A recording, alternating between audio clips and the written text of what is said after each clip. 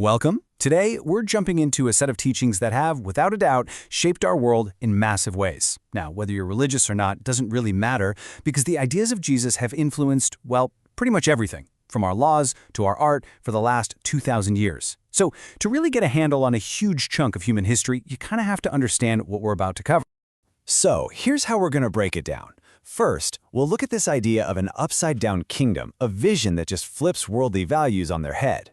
Then, we'll see how these teachings dug way deeper than just a list of rules, focusing instead on what's going on in your heart. We'll also get into the clever stories with the secret he used to teach all this stuff.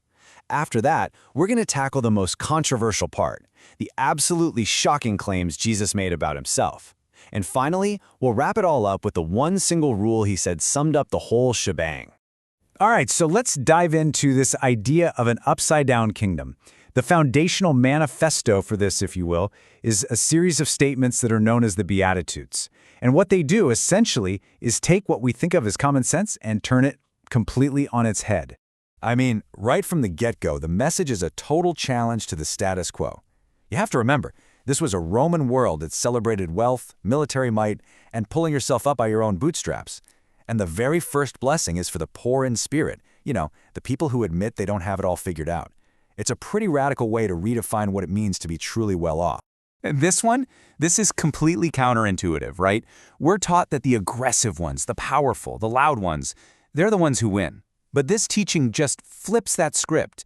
It says that real strength is found in gentleness and humility, and that the meek are the ones who will ultimately inherit everything. It's a totally different kind of power.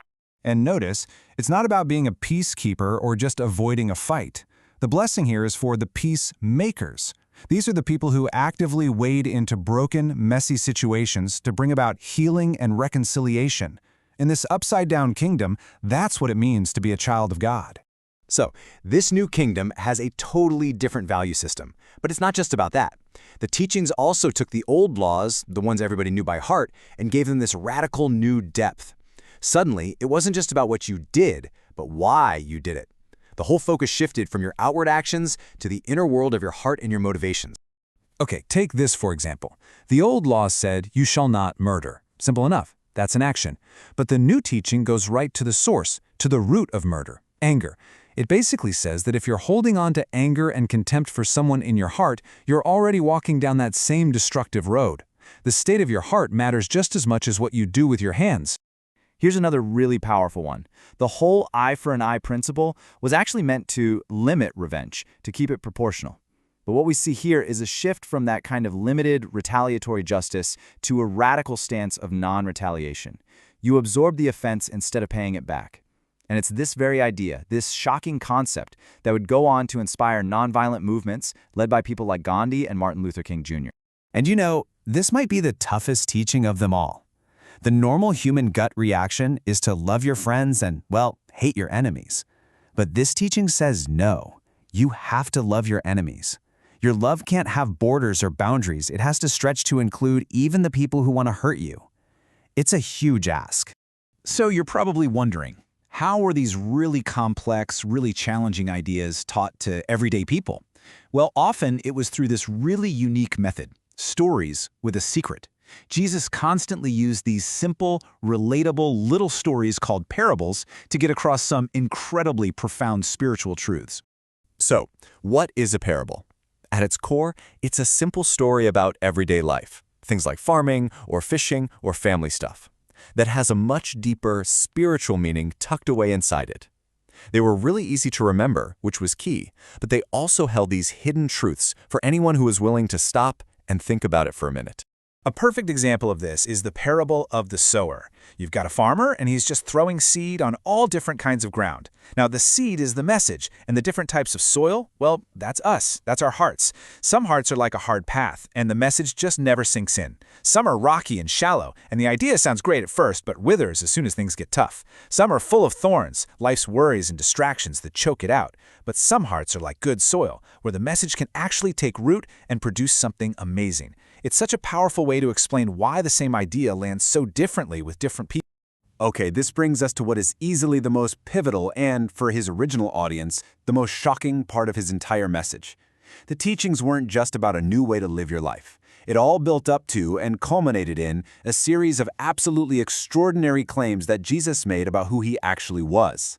And these are the famous I am statements. This is the point in the story where Jesus stops being just a teacher of ethics and starts claiming to be the very center of reality itself. It's a massive shift. So with this one, he's claiming that he himself is the ultimate spiritual food. Think about it. Just like bread and water are absolutely essential for your physical life, he presents himself as the one thing that is indispensable for your spiritual life and fulfillment.